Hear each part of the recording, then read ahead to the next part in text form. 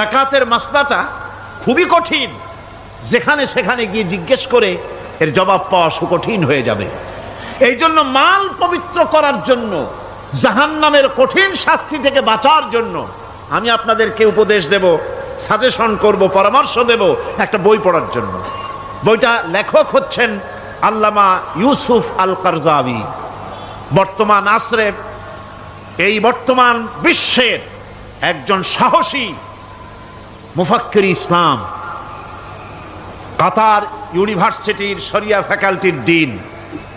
তার লেখা ফিকহুজ যাকাত, এই আরবি, বিশাল এই আরবি গ্রন্থের অনুবাদ করেছেন অনুবাদ রাজ্যের রাজা, এদেশে ইসলামী আন্দোলনের, এই ভূখণ্ডের পুরোধা ইসলামী আন্দোলনের বর্তমান সব নেতাদের ওস্তাদ আল্লামা হযরত মাওলানা আব্দুর রহিম সাহেব রাহিমাহুল্লাহ।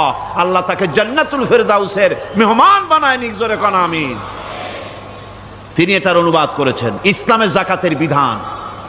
ইসলামে, নামটা মনে রাখেন, ইসলামে যাকাতের বিধান। ইসলামী ফাউন্ডেশন বইটা বের করেছে, এত বড় 2টি খণ্ড। এই বইটি আপনারা সংগ্রহ করবেন, ইসলামের যাকাত বিধান।